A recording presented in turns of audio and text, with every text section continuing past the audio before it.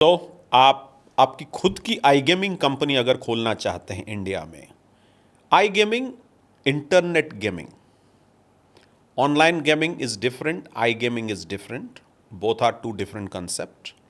But चलिए, आप जिस तरीके से समझना चाहें समझिए। आप ऑनलाइन गेमिंग कीजिए बोलिए या आई गेमिंग बोलिए। इंडियन कंटेक्स्ट में मैं बात करना चाहता हूँ। लोग हमारे पास क्वेरी लेके आते हैं कि हमें ड्रीम 11 बनाना है, हमें पोकरबाजी बनाना है।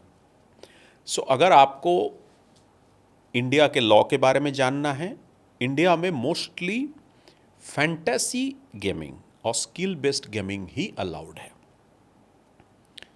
अगर आप उसी गेमिंग, ऑनलाइन गेमिंग में, इंटरनेट गेमिंग में जब मैं बात कर रहा हूँ ड्रीम 11 या पोकरबाजी की या और बहुत सारे कंपनियां हैं, हालांकि मीन्स ये लोग काफ़ी सक्सेसफुल हैं। ड्रीम 11 तो क्वाइट सक्सेसफुल है। अब आपको ये जानना होगा कि स्किल बेस्ड गेमिंग और गैम्बलिंग के बीच जो डिफरेंस है वो बहुत थिन डिफरेंस है। इंडिया में उसके ऊपर अभी तक कोई ठोस रूल या रेगुलेशन नहीं बना है। बट हाँ, इसके ऊपर टैक्स जरूर बना है।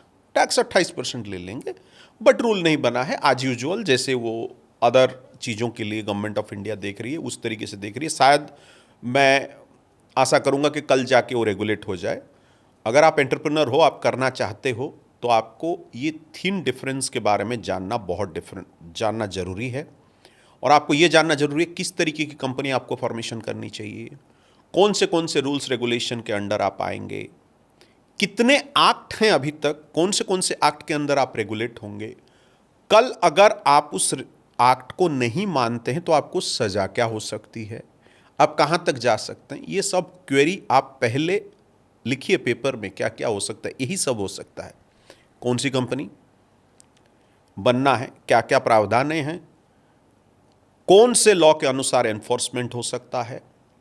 फोर्थ वन और सबसे इंपॉर्टेंट चीज है, आप जो गेम लेके आ रहे हैं, लोग बोलते हैं मैं 3 पत्ती लेके आ रहा हूं, लूडो लेके आ रहा हूं, लेकिन उसमें भी टर्म्स कंडीशन बहुत सारे हैं।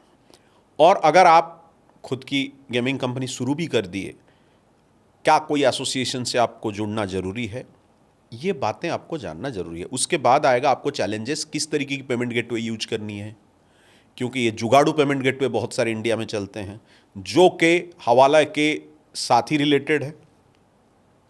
क्या आपको उनसे लेना चाहिए सर्विसेज या बैंकों को अप्रोच करना चाहिए। जब आप बैंक को अप्रोच करेंगे तो बैंक आपको क्या बोलेगी, और टैक्स रिजिम के बारे में भी आपको सोचना होगा, किस तरीके से आप टैक्स रेगुलेशन करोगे।